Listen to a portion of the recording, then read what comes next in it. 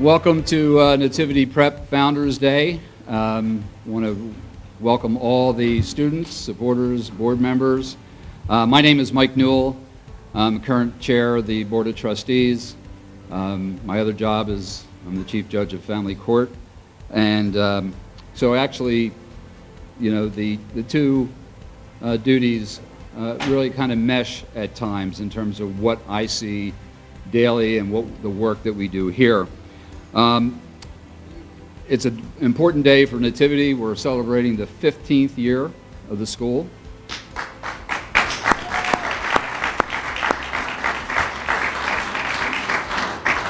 And while it might be a normative statement, we are in good shape. We are in good shape not because of me, but because of all of you, because of the selfless devotion by the Board of Trustees, the faculty, the young men who are so critical to the success of the school and success of our society as they move forward. And also, it's an important day because you're going to get to hear a few words from our newest president, Ruoss. And I can tell you that I've seen him speak about our mission, and I'm nothing short of impressed by the work that he's going to do and where he's going to lead this school. Because it's Founders Day, and we're also not quite, we've got to get through Halloween and Thanksgiving, but we're coming up on the Advent season. And, you know, the three wise men. Well, there were four wise men. I've been sworn to that I can't mention one person's name. I was going to refer to him as the unnamed provincial, but Father Morrissey has to get mentioned. So I broke my promise. I'll go to confession afterwards. Father Kern, Father Ogden, and where is Brendan Keneally? And Brendan Keneally, who had the planning, the foresight, there's Brendan, to really start this mission. Father Ogden's going to go into a little more of the history of the school and how it came about as the Oblates were celebrating their centenary celebration from 1903 to 2003. All of you are great supporters. I do want to recognize, you know, I stand, you sit, some of us stand in a building surrounded by, you know, brick, concrete, a really solid foundation, at least we hope. But the more important part of the foundation is what the supporters do for the school. Because without all of you and others, this would still just be a thought and would not have been put into action. Always a danger when you recognize people that you leave somebody out, so just blame that on me, no one else. But Paul and Linda McConnell, Linda I see here, longtime supporters, the Keegans, Jim and Katie Keegan, Mark and Megan Reardon, Bob and Connie Whittick, who are new to the support of the school, but I want to welcome them and thank you for your support. Bob and Kim DiGiacomo, Bob is over to my right. Tom Higley, who was here from the beginning, the architect, and provided great support and services, and Fred Sears. And, as I said, all of you. In my job as chief judge of the court, you know, I get an opportunity to see daily what happens when things deteriorate, right? And one of the observations that I've made over the 13 and a half years or so as a judge and now as a chief judge, that there are certain common things that come through our court daily, and you see a lack of stability, a lack of support, sometimes, unfortunately, a lack of love among family members. And a few weeks ago, I had the privilege, Brendan Keneally invited me to Slasianum to hear Brian Stevenson speak. And Brian, for those of you who didn't hear him or do not know of him, is a Harvard grad, Harvard Law School, as well as the John F. Kennedy School of Government. So he's got 2 degrees from Harvard. He founded Equal Justice Initiative, where he represents the poor, the condemned, those that are incarcerated and convicted of crimes. It was a stirring speech, but it was an ever-present reminder for me that we live now in a world complicated by poverty, the deterioration of the family, substance abuse, addiction, prejudice still surrounds us. And so how do we overcome that? Just yesterday I was part of a planning day for what's called the Juvenile Justice Advisory Group. And what do we do for, how do we keep young men and women from coming into the juvenile justice system? And Brian had a quote from Frederick Douglass. I've heard this quote now, believe it or not, probably 4 times in the last 4 weeks. And it bears mention here again today. And Douglass said, "It is easier to build strong children than to repair broken men." And how we do that is not easy, right? But if we commit ourselves, as we did here, to the common good, to providing an opportunity for those who just need a chance, then we're doing our share and probably doing more of our share, because these young men, right, all they need is a chance. They need a chance, and they need somebody in addition to their family or their primary supporter to take them under their wings, support, nurture, and educate them. And I will tell you that that's what happens every day in this school. So I wanted to keep this brief, and I'd like now to introduce our mayor. I think Mayor is going to say a few words. Mayor Michael Perzicki. Mayor.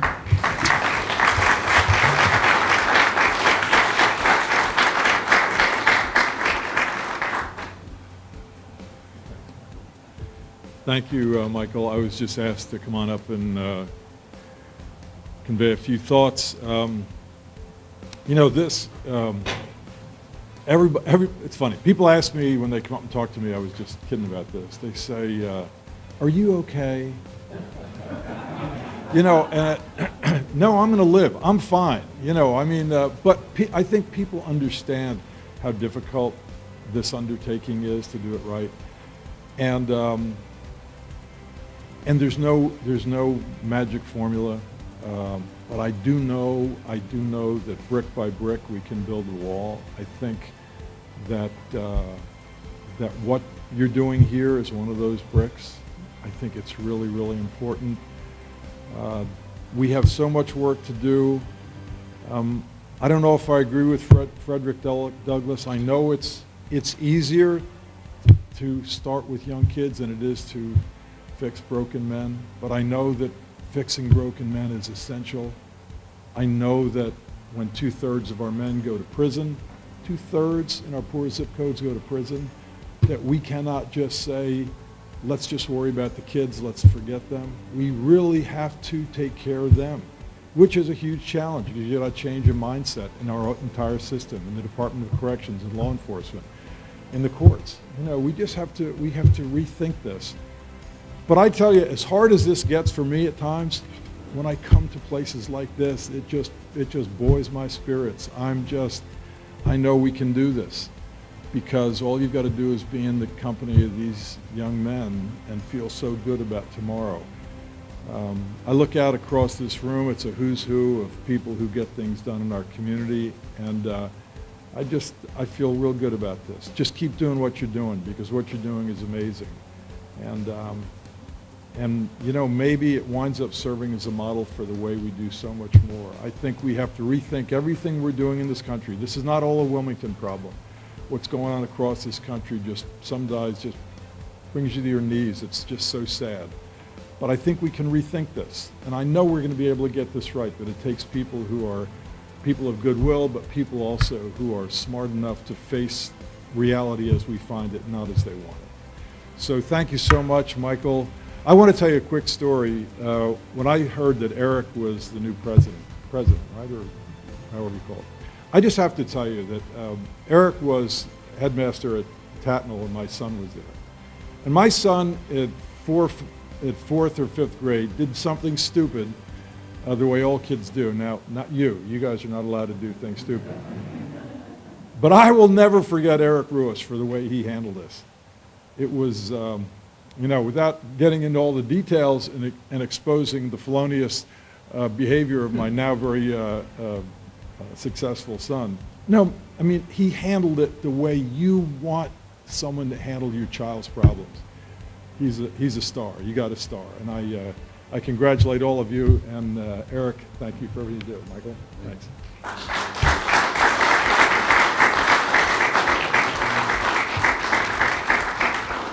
Thank you, Mr. Mayor. So now for the historical piece, I'm going to invite up Father Ed Ogden to address us. So, Father Ogden.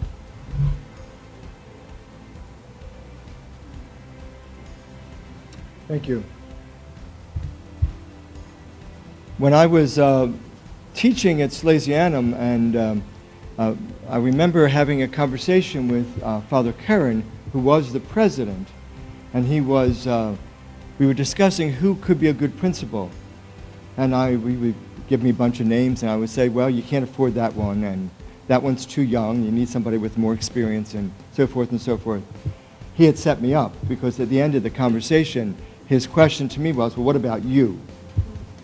So, lo and behold, with that and the encouragement of the provincial Father Morrissey at the time, I took on that job of becoming the first principal.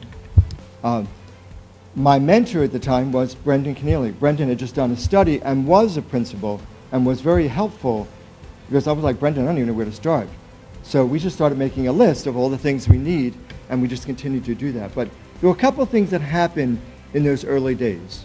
One, we had some support, and in particular from the mayor's predecessor. Mayor Baker was very supportive.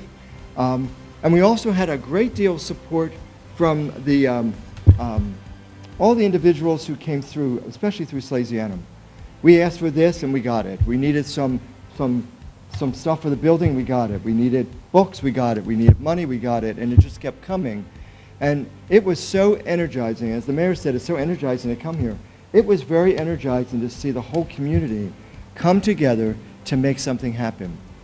And that was due to the vision of what we wanted to do, but also through, well, I was very enthusiastic, so that helps as well. One of the things that on this Founders Day that our founder said is that we need to enter into society with our 2 feet and just go into it and deal with it as it is. And I think that's a good image for us in terms of how to cope with things. Just to enter it as it is. And that's what we did, and we just began the school, taking our knowledge and our experience. We made mistakes, and then we grew from them. And the result was that students started to make progress. We started to build people to support us, and the students in particular made it happen. Some of those early students, one is Julian Vanderhoos. He's in California now, doing really well, working for a company that he's just booming, and you can see him on Facebook and all his enthusiasm. Several of those early students are all in the military. We have at least 3 of them that are working in the military.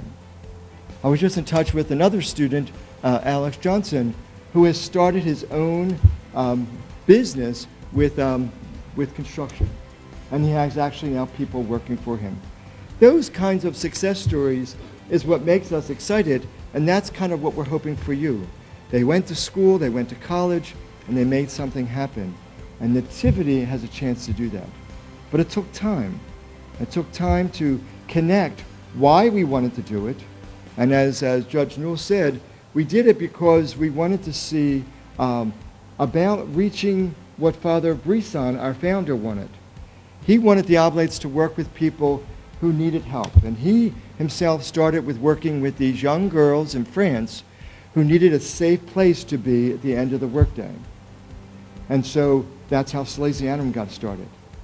And then when Salesianum celebrated its 100th anniversary, we wanted to do another outreach of making sure we're helping individuals make it into society where they need to do so. We're in a tough spot in our society today. We're very divisive as a country, but it doesn't mean that that's a place that we should be worried about, because we have to approach it with hope. And it begins with every one of us. And my message for the students to think about is that change will happen as for all of us, when we choose to use our words in a way that is more supportive and builds one another up. And that's what we started with here at Nativity, trying to look for the positive, because education is where it begins. And when it works, it works. And that gives us hope, because we can only work on one student at a time. And we can only work on the problems of our nation with one positive response at a time. So as we celebrate this 15th anniversary, and this school continues to grow and to be a beacon of hope in our community, it gives us all hope. And all we need to all continue to do is to do one thing at a time and help one student at a time. And for that, we should be very hopeful. That brings light to our world that so desperately needs it. So thank you for being here, and thank you for asking me to share. Yes, and now I would like to introduce Ed.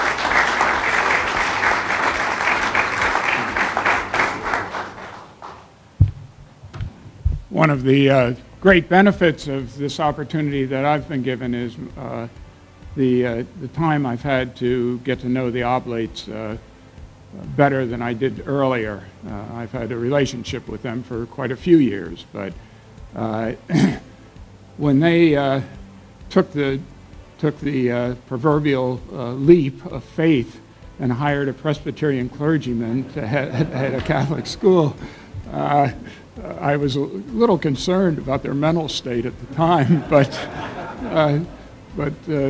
it's a great group of men that I've enjoyed thoroughly and have developed a deeper brotherhood with and relationship with.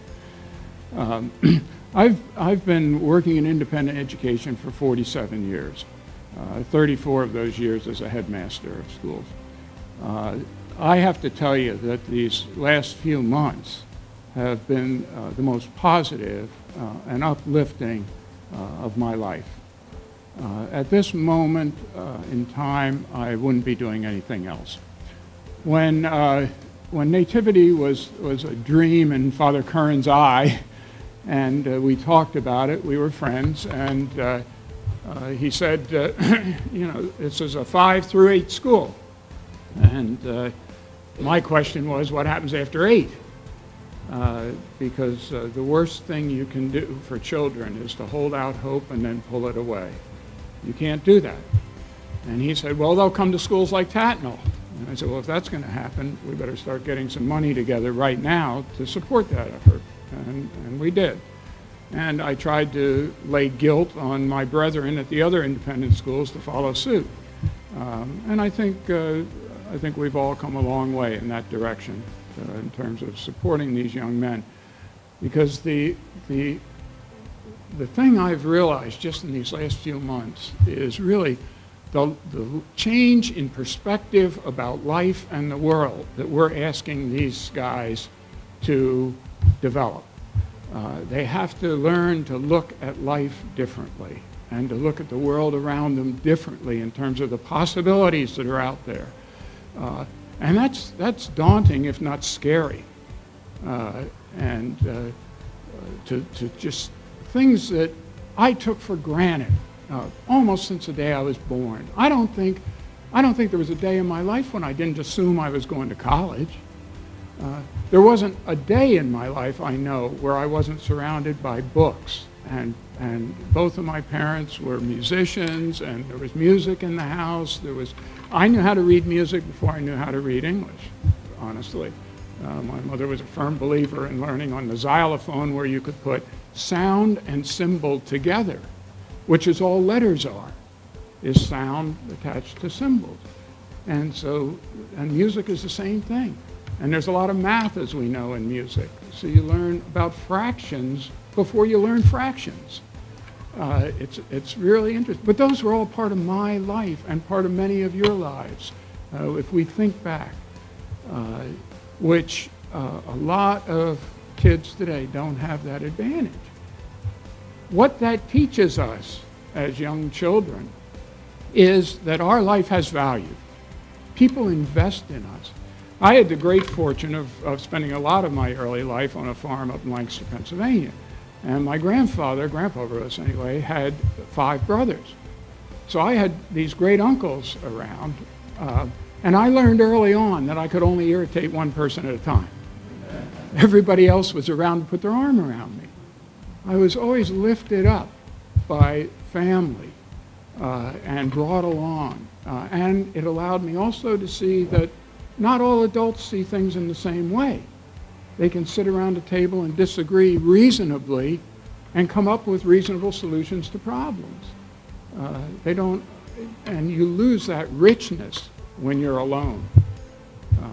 So all of us look at the world differently, and one of the big things that I've had to really try to work at is to listen to stories around me today and try to understand how these guys see their world and what the challenges are.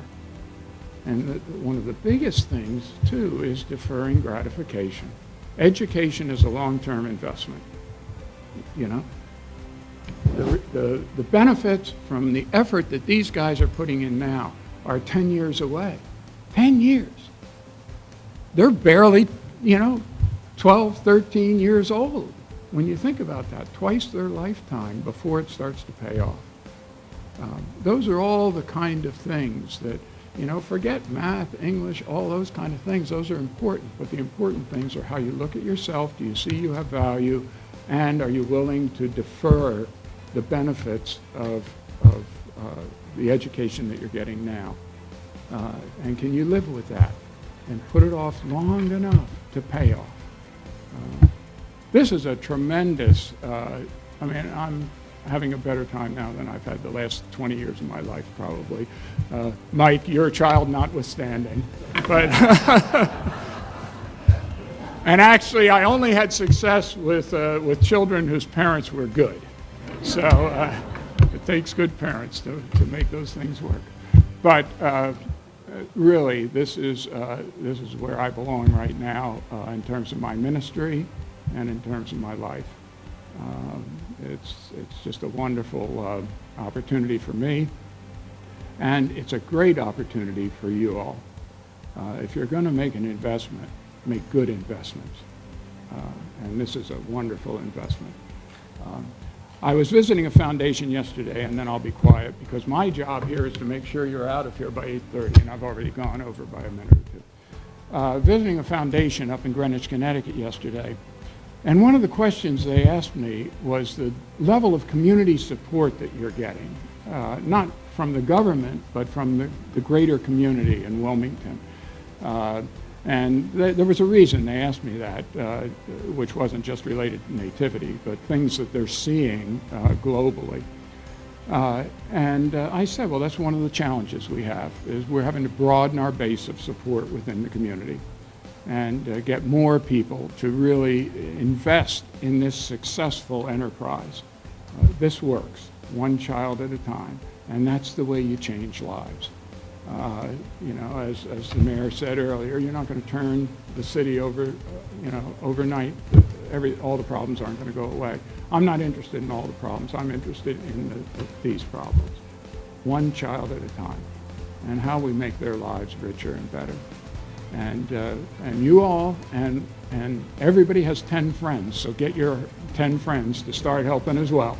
Need to support this enterprise. It's a tremendous jewel in the crown of Wilmington, and something that the whole community should take great pride in and great interest in. So, but thank you for being here this morning. It's terrific. It's great for these guys to see the interest of you all from around the community. It means a lot to them. So thank you for being here.